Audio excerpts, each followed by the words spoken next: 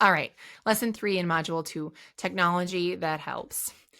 Okay. So we're going to talk about specifics with CGMs, but before we dive into that, I just want to talk about in general CGMs, right? They're an incredible asset and such a valuable day-to-day management tool. But if you are someone who, for whatever reason, is not using one pre-pregnancy, pregnancy itself is often a qualifying life event that would make your insurance company likely to cover that CGM.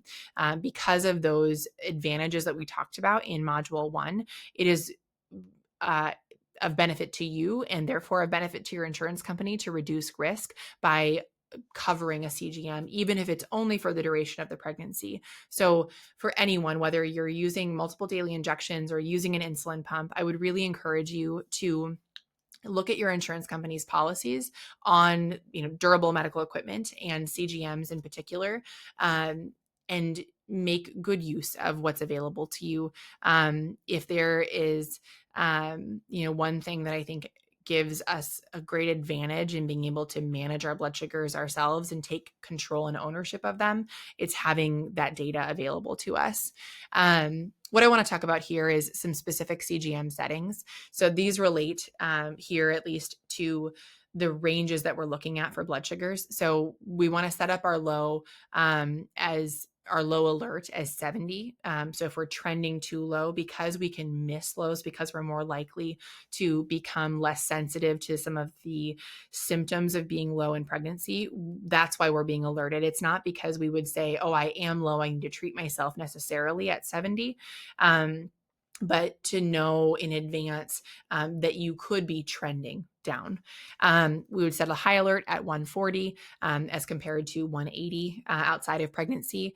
That's not to say that you are freaking out about your blood sugar being at 140, but using it as a tool to say, okay, this is calling my attention to where my blood sugar is.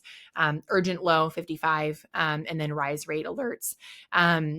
These are going to be very specific to whether you have a tandem pump or an Omnipod or if you have a Medtronic pump, but catching it to be or setting it so that it's catching those early and rapid rise rates so that you can tell if maybe your site has been pulled out. I have a toddler who's really guilty of like yanking my site out. It's terribly frustrating. But there'd be, there's an example of motherhood reasons where you might really want to be aware of what's going on. Things like that happen. Maybe I'm not the only one who like needs the extra tape to make sure that I don't catch my tubing on a door and pull it out myself. But this would also be true for, sickness, right? Like in illness, of course, we are more likely to need more aggressive insulin correction, and it might be the first sign that you're getting sick. So having those rise rates set more aggressively. Something that I have found to be really helpful is creating separate profiles for the weeks. So because there are fewer changes in trimester 1, having a more broad trimester 1 profile, having weekly ones thereafter. A lot of pumps function this way, but being able to, duplicate your basal rate, rename it, and then make the adjustments. I personally, the way that I approach this is to use an Excel spreadsheet. And we're currently working on an app that will provide this information where you can list, okay, do I want a modest 3% adjustment, or am I looking at a more aggressive 10, 15% one? And having those basal rates sync so that you can just look at what your basal rates are going to be. If we don't have that complete by the time this module is coming out, then I will share my Excel spreadsheet that does that as well. But I like to put it in an Excel spreadsheet and, add in like, okay, this is what the 5% adjustment would be. And then I can look at and see, okay, what is my projection of where I'm going each week? And then I can reference that when I'm making my adjustments on the day that the pregnancy, turns over into the next week. So this pregnancy, I turn over into the next week of pregnancy on Wednesdays. So I usually start to see changes in my blood sugars happening around Monday, Tuesday. But I know that on Wednesday, I'm making those changes, and maybe I need to make them sooner, but I can anticipate it. Again, referencing what I did in the last lesson, you can expect 6 to 8 different basal rates per day, especially in the third trimester. You'll want to use temp basal rates pretty liberally for things like sick days or stress, exercise, although it's less likely in pregnancy to need a separate exercise temporary basal. Exercise will affect you less in general than it does outside of pregnancy. Again, insulin resistance is happening. So exercise is, of course, still incredibly beneficial, but it won't have as intense of an impact necessarily. So you'll also be looking at changing your infusion site every 2 days versus 3 days. And this has to do a lot with just how your skin is getting tighter as your belly expands for your baby and for their growth, and just how everything works in the interstitial fluid. This is something that you're therefore going to maybe adjust how much insulin you're loading into the cartridge if you're, of course, using the pump. But if you're a pump user and you're changing your infusion sites, you may end up loading less in to change it every 2 days than you would for 3 days. But that's just something to note.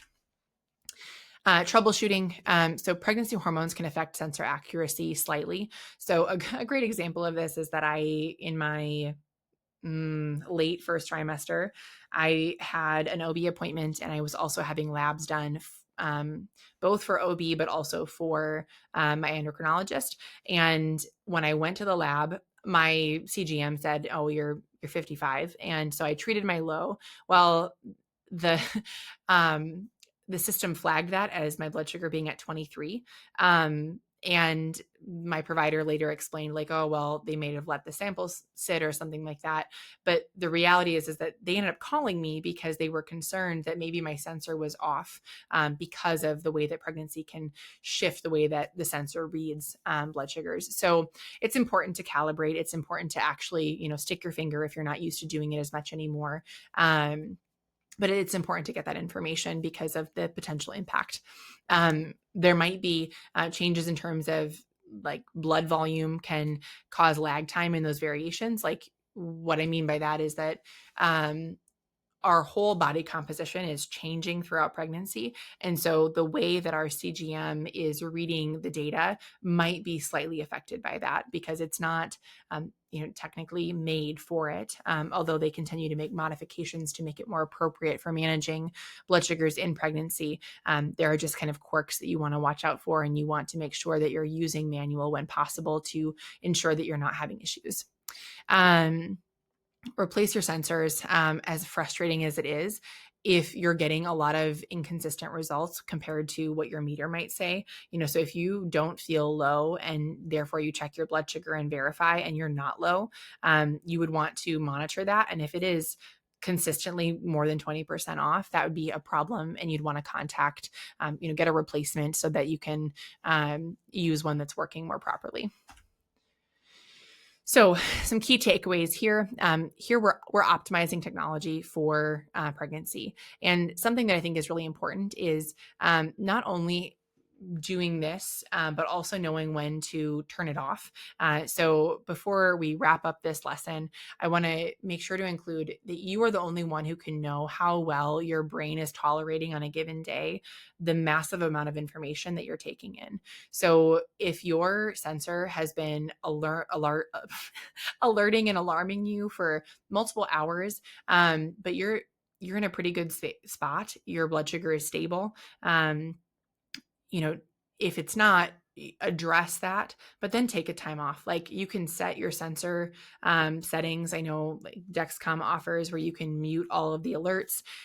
Take a brain break, because these technologies really allow us to do a good job, and at the same time they can be a burden on our mind. And I want to encourage you to maximize their effectiveness and their efficiency for you without losing your mind in the process. So we're going to use technology in a way that supports our decisions, but doesn't replace the skills that we have in recognizing where patterns are occurring and how long of a pattern we're seeing so that we can make appropriate adjustments.